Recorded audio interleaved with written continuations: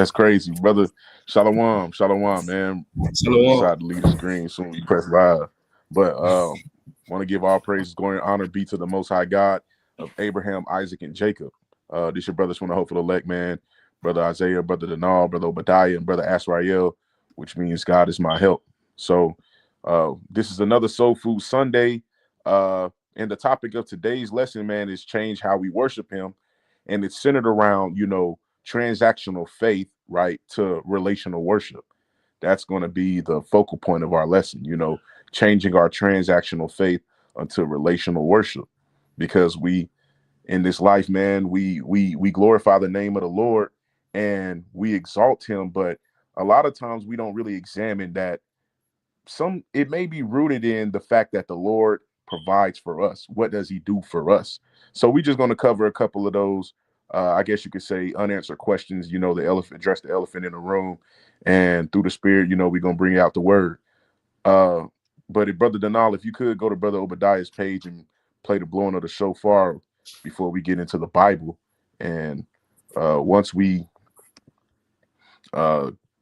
listen to the blowing of the shofar, man, we can get straight into the word. We're not even gonna waste no time. Let me see if I can pull this up, man. The Bible Prince. And it's kind of crazy because man, to the viewers, Salakia, because I was supposed to have a PowerPoint to present, but one, I was having some technical difficulties on my end, so we end up just going to have to do the normal way, presentation, share the biblical screens share the Bible verses on the screen. So most high willing, you all will be edified. Most high willing, you stay engaged, and most high willing, above all, you stay encouraged in spite of.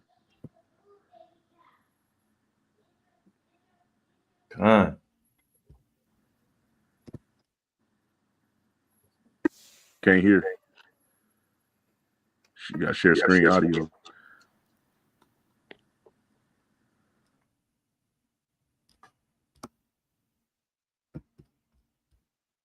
It's not. I'm just gonna do it like this, man.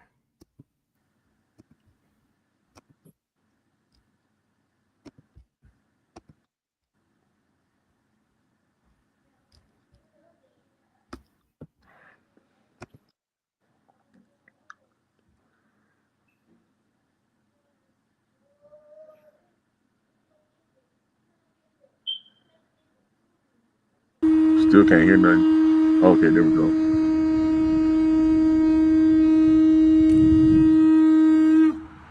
Let me start that over again. I only caught the last part.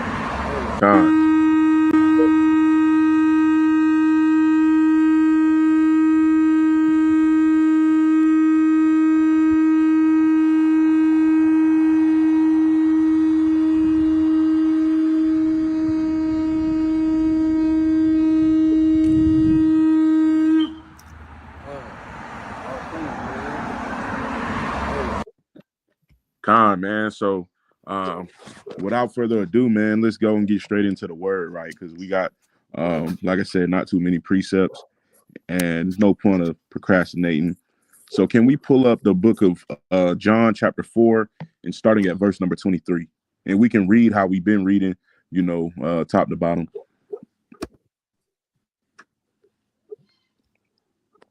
John 4, we're gonna read 23 and 24, right? So again, man, topic of the lesson, change how we worship him. Subtitling from transactional faith to relational worship. And I didn't know the word relational existed until I tried to put together this lesson. And so relational worship. But our objective pretty much is, well, we'll talk about that after we read. Let's read this. Was it John chapter 4? Yeah, 4 and 23 and 24. Oh, gotcha. John chapter 4 and 23. But the hour cometh, and now is, when the true worshippers shall worship the Father in spirit and in truth. For the Father seeketh such to worship him.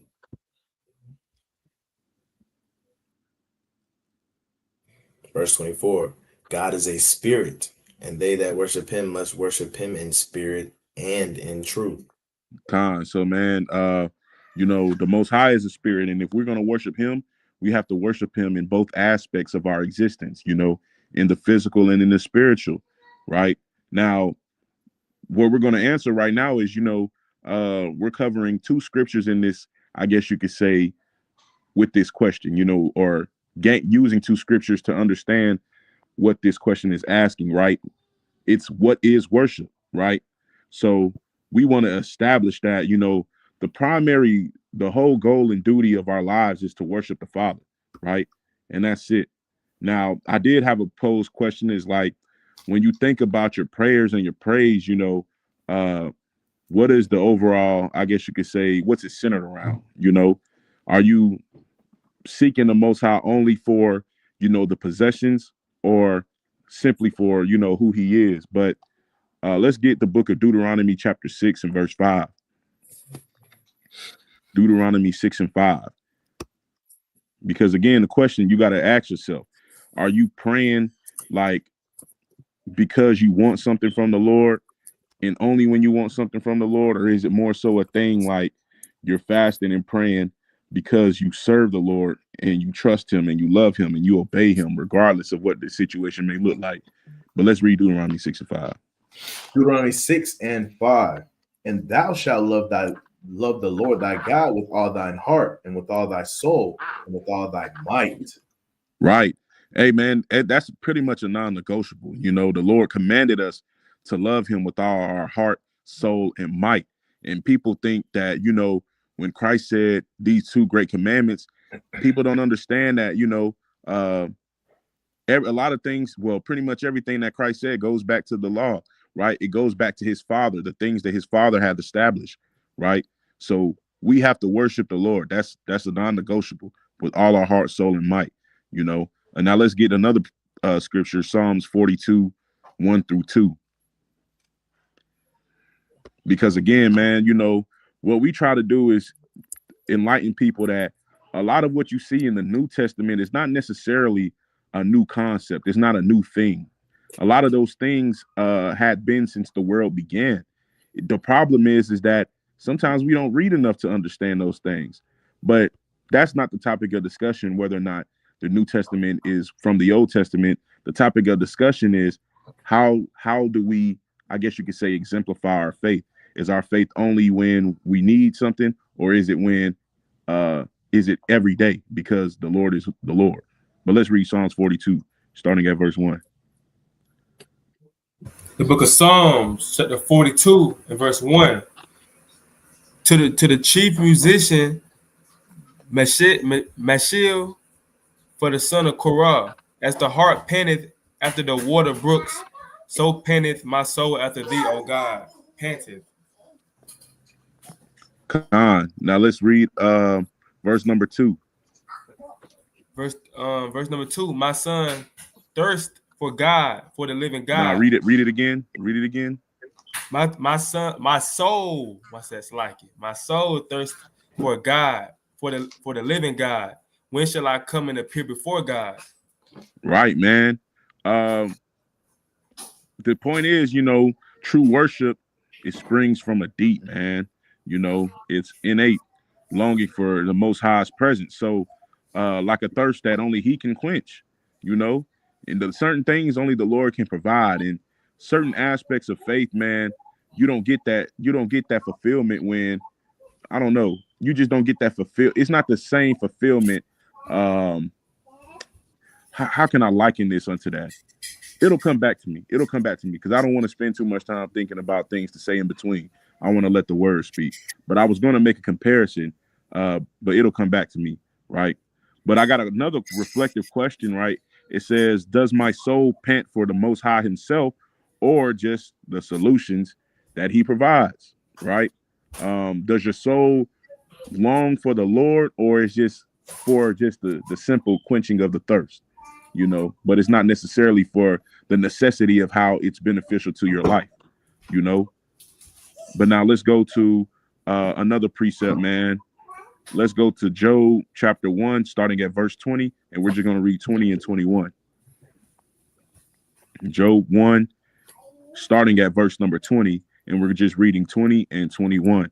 So pretty much, man, this is really the challenge that we're about to see with Job, like worshiping kind of sort of when, you know, the things that you thought you had in life are taken away from you. So let's read this in Job 1. Book of Job, chapter 1, and verse 20. Then Job arose and rent his mantle and shaved his head and fell down upon the ground and worshiped. Right. He did what? He fell down upon the ground in worship. Right. Now let's read verse 21. Verse 21. That's And said, naked came I out of my mother's womb, and naked shall I return thither. The Lord gave, the Lord hath taken away. Blessed be the name of the Lord. Man, so he fell down to worship the Lord, then bless the name of the Lord. He put things into perspective. He said, naked I come out of my mother's womb, and naked shall I return thither. Right. The Lord gave to him, and he taketh away from him. But guess what? He still said, blessed be the name of the Lord, man. And you know, people don't understand that. People thought that Job's friends thought that he was being punished by the Most High, but he didn't understand. He didn't understand why, you know. And the Most High never really explained to him the why. Instead, you know, the Most High revealed who he was to Job, and that's later on in the book of Job. I think that's starting at chapter 38, where the Lord starts speaking with Job and dealing with Job, right? But let's read one more precept, Job 42 and 5. Right? Let's read Job 42 and 5. Because this is what you'll see here in Job 42 is sort of like a transformation, you know. But let's read real quick. The book of Job, chapter 42, and verse number 5, it says, I have heard of thee by the hearing of the ear, but now my eyes seeth thee. Right. He said he heard by the hearing of the ear, but now he sees the Lord. You know how some people sometimes, and our brothers and sisters who go to church, they do it a lot. Sometimes they'll be sitting down and they'll say, you know, I see you, God. I see you, God. That's kind of how Job had that kind of moment where he realized, like, man, before, you know, before he just used to hear the Lord, right? Hey, I hear you, Lord. But now, Lord, I see where you coming from. You know what I'm saying? I feel you on that. I see that, right? So at that point, it was when Job, you know, kind of like had a transformation of how he worshiped God. You know, a brother did a lesson on this, and he titled it Job from Self-Righteous to Righteous. And it's pretty much understanding the fact that Job was righteous in the things that he had, right? He was righteous in dealing with them. He feared God. He eschewed evil. But it wasn't until he lost it all to really learn and understand how he should truly worship the Lord, right? But his testimony in Job 1, you know, his exaltation to the Lord's name is proof in the pudding, right? So let's go read another scripture. This is the book of Habakkuk, chapter 3, right? So we're going to read Habakkuk 3, starting at verse 17.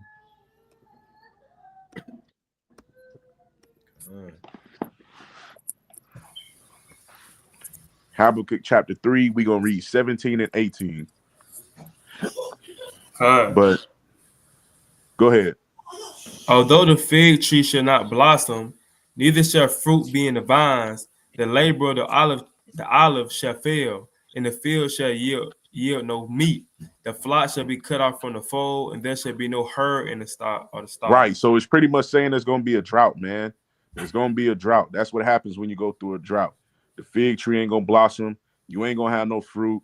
There ain't going to be no labor, right? The fields ain't going to reap nothing. It's going to be a drought. But what does verse 18 say? Yet I will rejoice in the Lord. I will joy in the God of my salvation.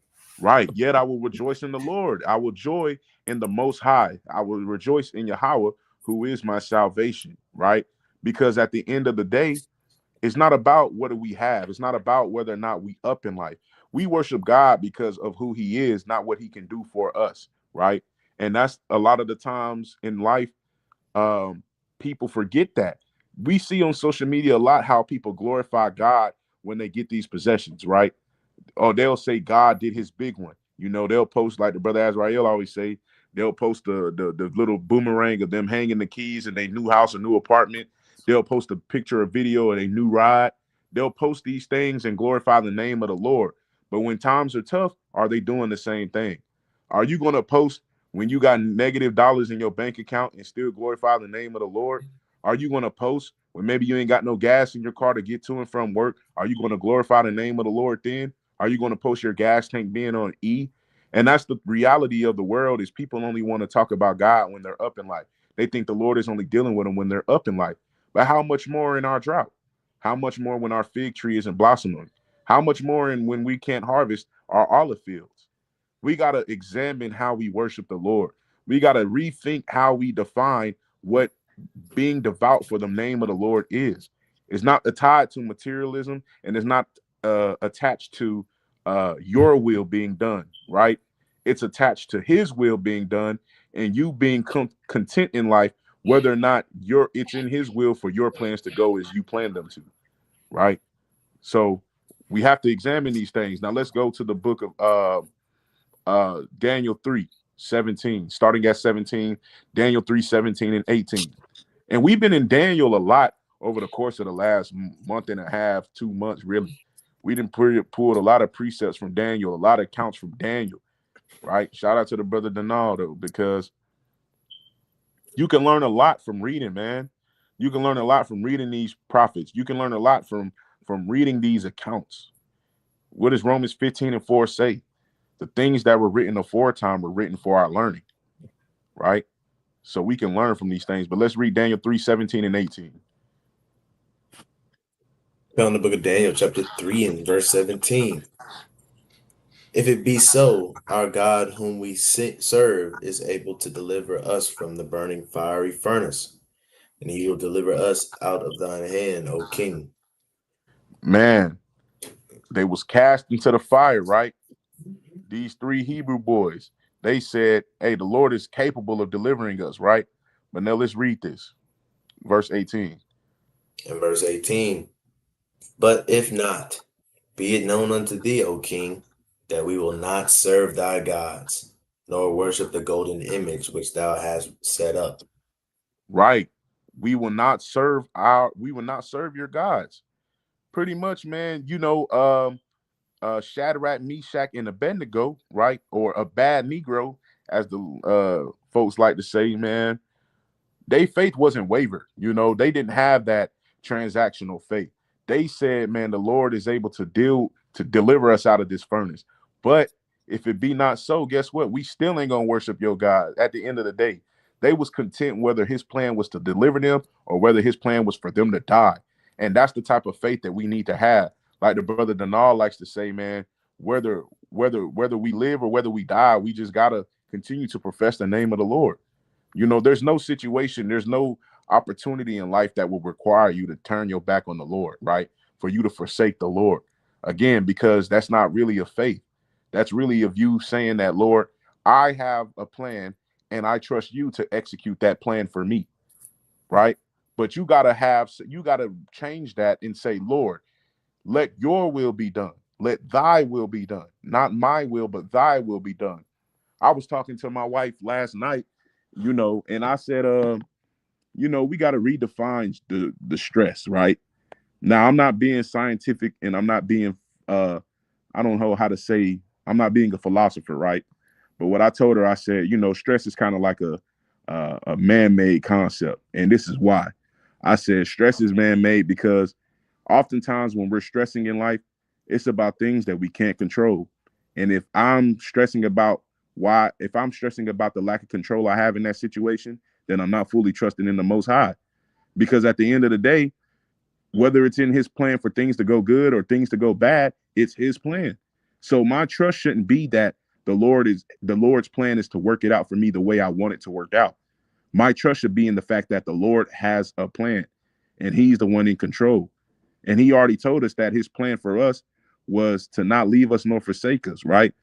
He said he'd think thoughts of peace toward us and not of evil. So again, that's what I was talking to my wife about, stress being a man-made concept and how we wouldn't stress at all, regardless of what the situation is. We wouldn't stress at all if we truly put our trust in the Lord like we're supposed to, right? Like the Lord will require us to. But let's go to, we getting towards the end. So let's go to the book of Matthew, chapter 6, and verse number 33.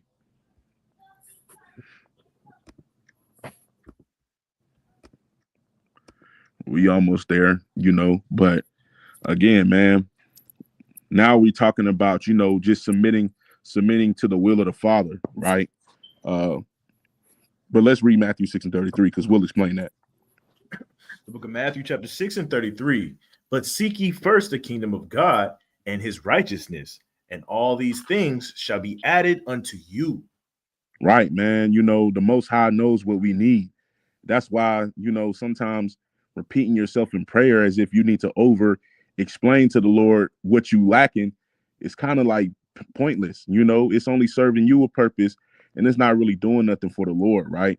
The Lord knows what we need, right? He has understanding of what we need to live, what we need to succeed, on a worldly sense. But it's not our job to focus on the things that we need. It's our job to focus on fulfilling his will, right? And if we fulfill his will, like the brother Denal brought out yesterday, we will receive that crown of life. Because like we read in 2nd Esdras chapter 2 and verses 40 through 44, I believe we read, the ones who were receiving the crown of life are the ones who were doing his will.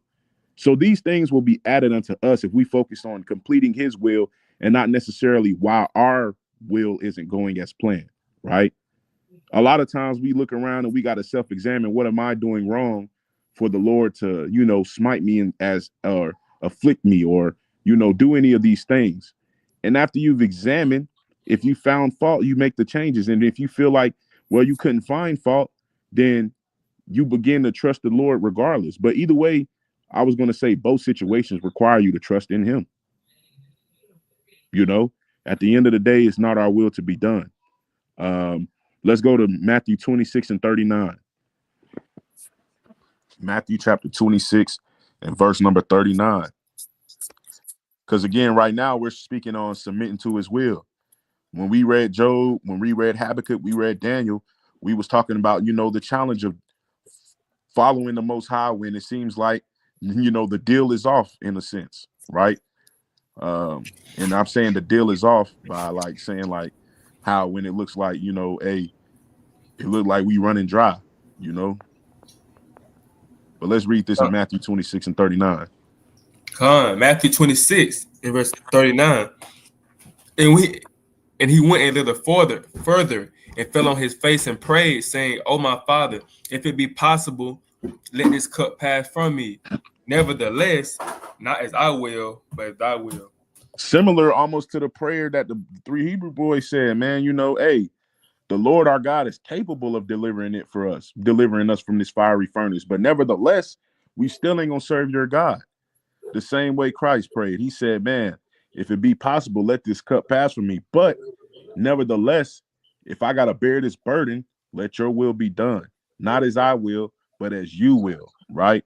Even in the hour that Christ knew he was going to be crucified, right? He still stayed true to the course of saying, look, Father, I'm submitting to your will.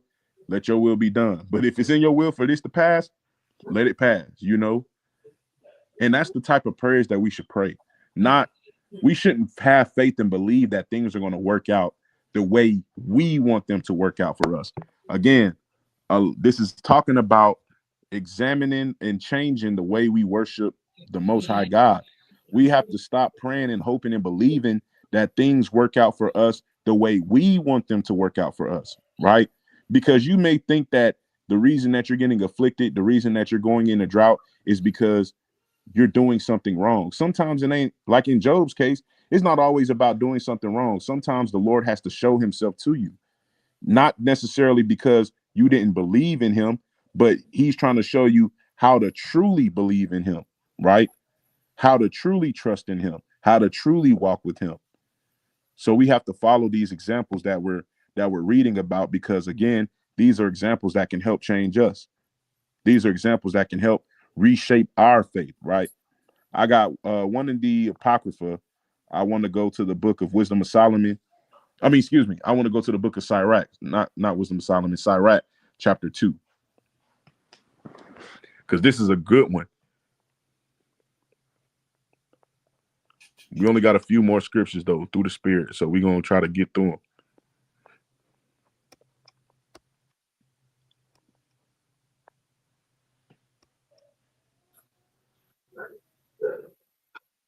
Yeah, We can man, start at verse 1.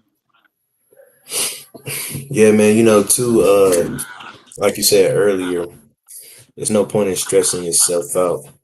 Like when we see Christ, pretty much being put in a holding cell, he was chilling. He answering Caesar, answering Pilate, answering all these people that's talking to him. And he chilling. He's no need to stress, because he told Pilate exactly what we've been saying in this lesson, or what you've been saying in this lesson. Like, it's in God's hands. You don't got the power. Pilate thinking that he got the power. A lot of times we're deceived into thinking our situation has got the power.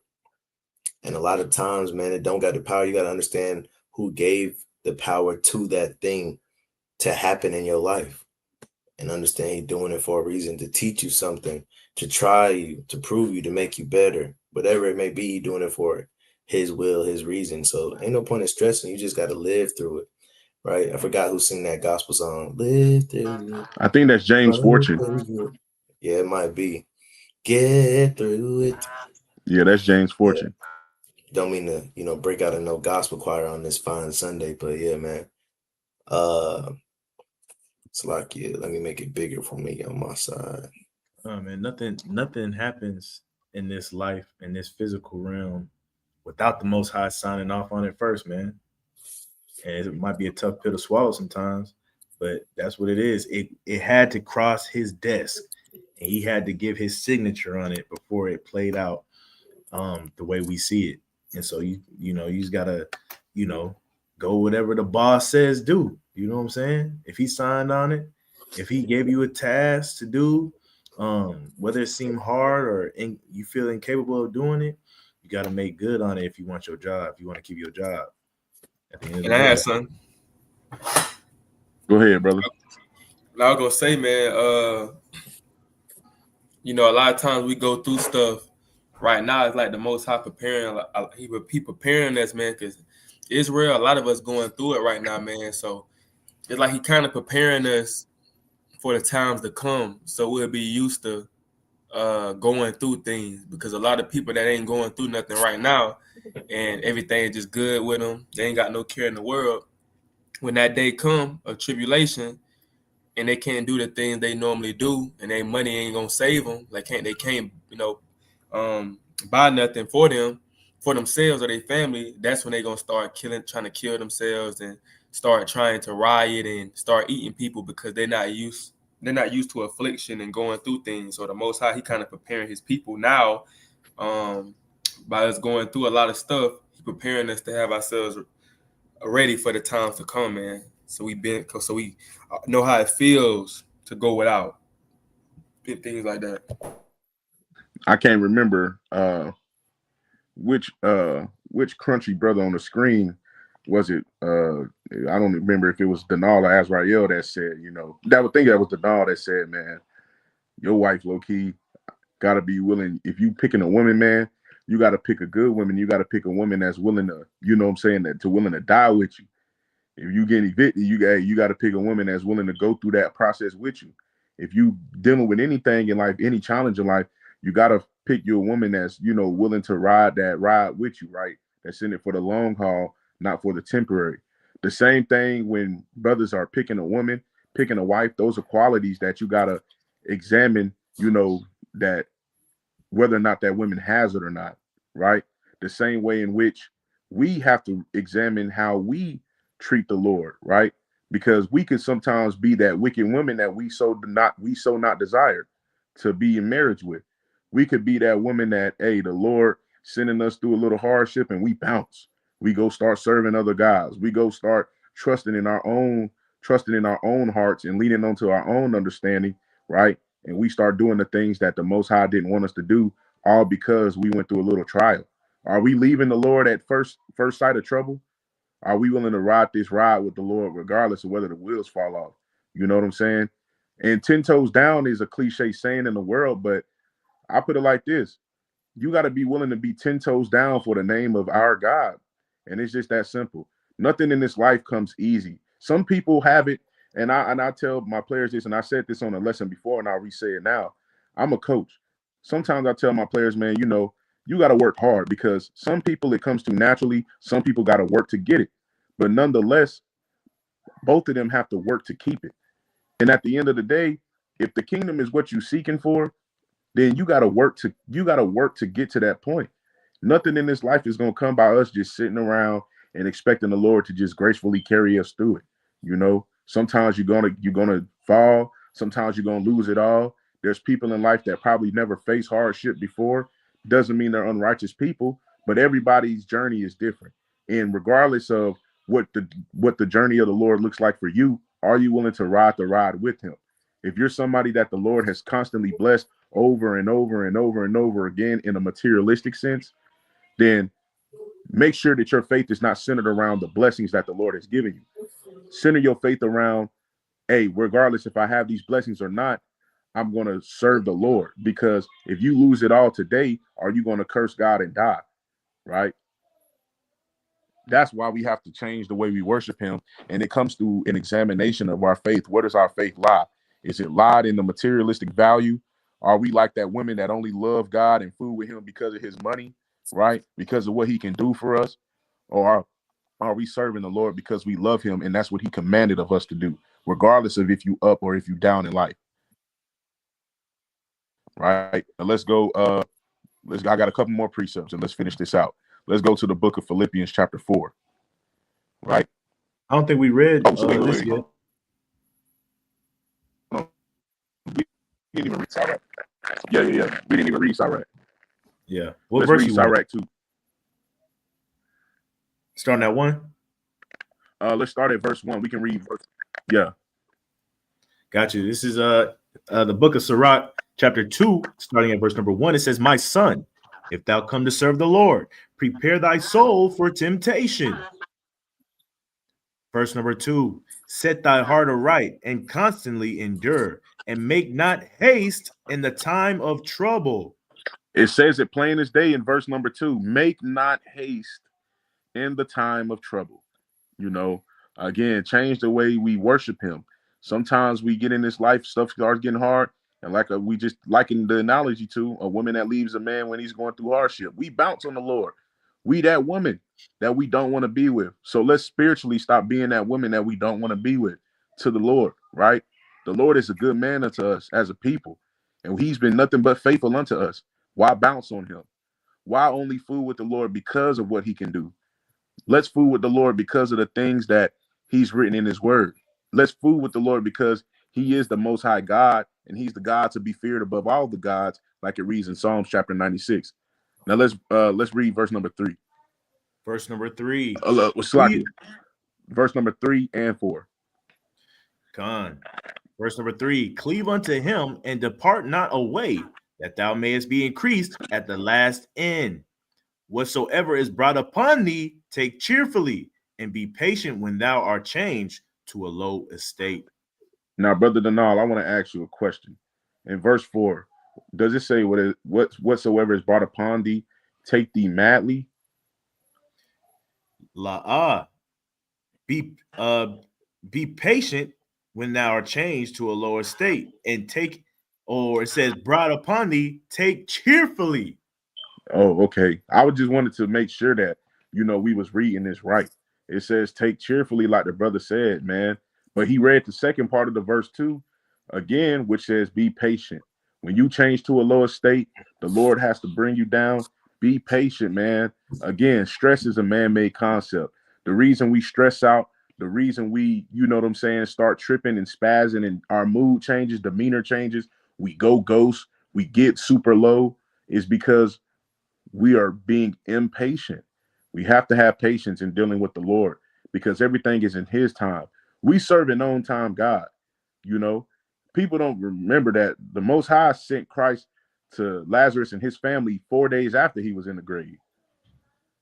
He still was able to resurrect and live, right? How much more us? We got to think about ourselves to be these people. The problem is sometimes we read the Bible and we don't personalize it. And I'm not saying everything needs to be personalized. Some things you take for what it is. But when you're going through some of these stories, read it and personalize it. Make it as if it were you in that situation. And take what the men did if they moved in a righteous manner. Take what they did and see yourself doing the same thing. See yourself staying devout for the Lord. See yourself staying the course regardless if it gets tough, right? Let's be patient. Let's trust the Lord. Let's lean not into our own understanding. Let's stop saying what is and what ain't. Let the Lord set the tone and let us just follow, right? So a couple more precepts, man, and we'll be on this thing. Let's go to Philippians chapter 4. Philippians 4. And we're reading 11 and 12.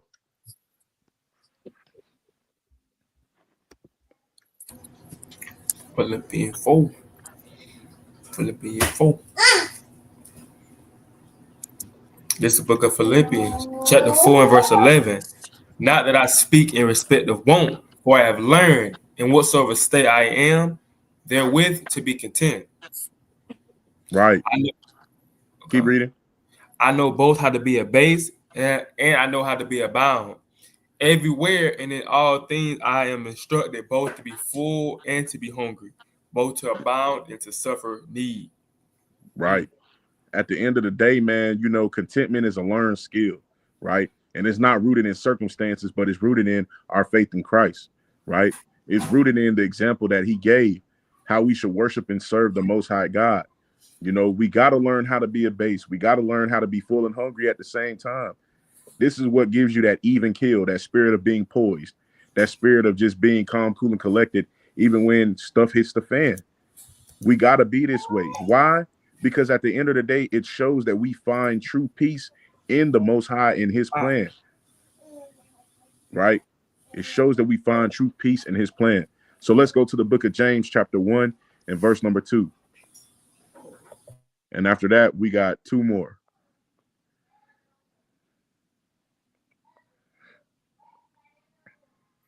Verse 13, man, it says, I can do all things through Christ. I know that's cliche verse that everyone knows, but it's literally saying in context, I know how to be wealthy with responsibility, and I know how to deal with the pressures of being poor, right?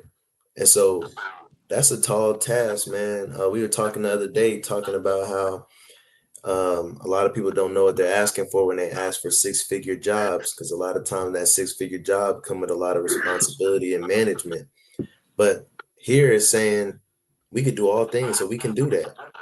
And also saying too, you know, a lot of people, they have a fear of being tossed out in the street, a fear of losing their SNAP or their EBT, or losing their job to furlough, right? Because of the times we're in right now. A lot of people got a fear, right, of layoffs and things of that nature. But the Most High God said we can do all things. Not only can we be successful, but we can operate in poverty and pure. He could turn pure into purim, right?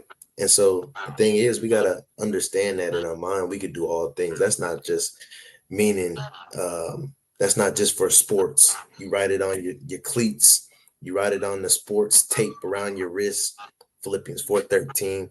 You write it before you go into a job, and it's not just for that, man. It's for actual life experiences. You can do all things through Christ. Right, man. It's not just for sports, man. You know, and we get caught up in sports, but even as a coach myself, got to put things in this perspective, man. Life is more than just a game. And when you playing sports, it's bigger than the sport you playing, right? A lot of the values you're taught in sports are really the values of life, right? And you'll understand it, you know, once you get to the point where you're not playing anymore and you have a moment of reflection on your playing career. You'll see that a lot of things that you learned are really the things that will set you up of how to navigate through life, how to overcome adversity in life. It's not just about sports, but That was a mighty point by the brother, right? Now let's read this in James 1, starting at verse number 2, and we're going to read verses 2 and 3. The book of James chapter 1, starting at verse 2. My brethren, count it all joy when ye fall into divers temptations. Verse 3. Knowing this, that the trying of your faith worketh patience. Right. At the end of the day, man, the trying of our faith worketh patience. We got to count it all joy when we fall into these holes, when we fall into these snares, when we fall into these traps. Because like we talked about the brothers on the screen, man, we was talking a few weeks ago when we was doing camp in Adel, man, and we was talking about how sometimes when you're going through a situation, you want to look back and examine how you acted in that situation. What was your morale? What was your demeanor from beginning to end? How was your attitude? What was your heart posture like? You know, were you glorifying the Lord? Were you doing everything that you could to exalt the name of the Lord during that time? Or were you getting down and out because of the situation? Again, man, stress is a man-made concept. You only stress when you don't trust the Lord, right? And that's because you have a plan that you have for your life, and you trust in the Lord to make that plan come to pass because it's your plan. But at the same time, you can't sit up here and say that you trust him if things go south, because when you're believing in the Lord and you say you worship him, you say you praise him, then you should be worshiping and praising him for his will to be executed and exalted in all the earth, right? So let's joy in our tribulation. Let's joy in our trials, right? Because the only thing that can come out of this is spiritual maturity, you know. That's what Paul was talking about in Romans chapter 13, that the powers that be in this world are powers that only can provoke you into good works. Because even if they commanding you to break the laws of your God, it's a good work when you deny that and you stand devout for the laws of your gods. The Lord will accept that, right? There's nothing in this life that could cause us to go off. The only thing in this life is things that can cause us to glorify the name of the Lord, right? Last one, let's get last two. Let's get 1 Peter 1 and 7. 1 Peter 1, we're going to read verses 7 and 8. And then after that, we'll go to Acts 5 and 39. 1 Peter chapter 1, starting at verse 7, it says that the trial of your faith, being much more precious than of gold that perisheth, though it be tried with fire, might be found unto praise and honor and glory at the appearing of Jesus Christ, whom having not seen ye love, in whom in whom thou know ye, though now ye see him not, yet believing ye rejoice with joy unspeakable and full of glory. Right. Brother was kind of speaking in Hebrew just for a second. But man, you know, the end goal of a tested faith is a profound, you know, really love-based joy in who the world calls Christ, that is beyond words. That's the end goal, man. So all we need to do is just do it. Literally just examine the scriptures. You know, go look at the foundation that was set for us by our foremothers and fathers. I'm a firm believer in that. You don't have to make the same mistake as somebody else did. You can learn from somebody else's mistake and not make it. Now, granted, that doesn't always mean that we don't end up doing the wrong thing, right? But because we have these scriptures, because we have these examples, we should use these to learn how to navigate our way through life when the challenges are hard. And we have to learn how to re-examine our faith and the way we worship the Most High, because at the end of the day, again, of all the things that we've said, the one thing that always is going to stick is that God is God regardless of the situation. I told, and you know, I've been, like I said, I've been doing a lot of talking. I always talk to my wife a lot, man. And I told her, I said, you know what's funny? We serve a God that doesn't close when business is closed, right? Businesses have set hours that they operate, 8 to 5, 7:30 to 3:30, 6 to 2, right? And they shut down on the weekends. But we serve a God that's functional 24 hours a day, 7 days a week, according to our understanding of what time is. But he's so much more operational even beyond that. So we need to glory in the fact that we serve a God who can, on the sudden, change your situation. You can be down and depressed and defeated about what you're going through, just for the Lord to swoop in and reveal himself unto you and change your situation on an instant. It's like it reads in Sirach chapter 11, how it's an easy thing on the sudden for the Lord to make a poor man rich. A lot of people's struggles and stresses are tied in health and finances, but at the end of the day, trust the Lord, right? If it's his will that we perish, we perish. I mean, he did appoint all men to perish anyway. That's an understanding, right? But at the same time, you got to change the way you trust in him, right? Stop trying to worship the Lord so your plan could go right. Worship the Lord for who he is. Now let's read Acts 5 and 39. Acts chapter 5, verse 39. And we can close with this. If you ever get arrested, just scream this. That's madness.